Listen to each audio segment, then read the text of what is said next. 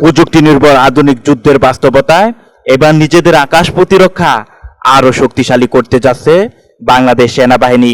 খুব শীঘ্রই সেনাবাহিনীর সক্ষমতায় যুক্ত হতে যাচ্ছে অত্যাধুনিক কাউন্টার ইউএভি সিস্টেম। সামরিক বিশ্লেষকদের মতে ভবিষ্যৎ যুদ্ধক্ষেত্রে ড্রোন হুমকি মোকাবেলায় এটি হতে পারে বাংলাদেশের জন্য একটি গুরুত্বপূর্ণ অগ্রগতি। বর্তমানে বিশ্বের বিভিন্ন সংঘাতে ছোট আকারের ড্রোন এবং এফপিভি ড্রোন ব্যবহার ব্যাপকভাবে বেড়েছে।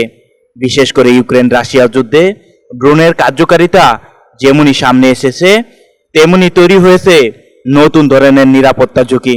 সামরিক ঘাঁটি, সীমান্ত এলাকা কিংবা গুরুত্বপূর্ণ স্থাপনায় নজরদারি ও হামলায় এসব ড্রোন এখন বড় হুমকি হিসেবে দেখা হচ্ছে।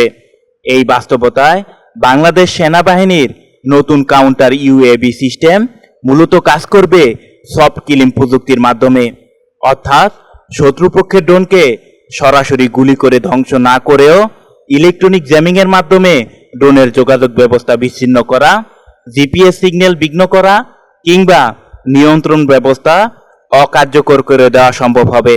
ফলে ড্রোন লক্ষ্যবস্তুতে পৌঁছানোর আগেই সেটি নিষ্ক্রিয় করা যাবে। বিশেষজ্ঞরা বলছেন, এই আধুনিক যুদ্ধে শুধু শক্তিশালী ট্যাঙ্ক, আর্টিলারি বা যুদ্ধ বিমান থাকলেই হবে না, একই সঙ্গে প্রয়োজন উন্নত ড্রোন প্রতিরক্ষা ব্যবস্থা।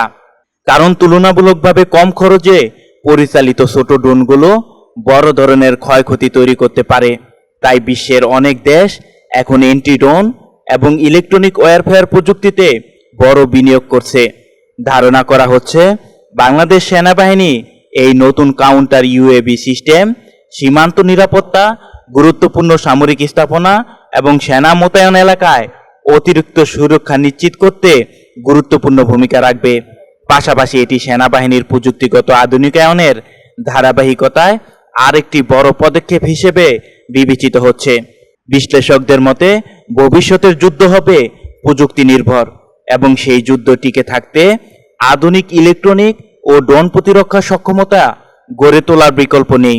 আর সেই বাস্তবতাকে সামনে রেখে এগোচ্ছে বাংলাদেশ সেনাবাহিনী।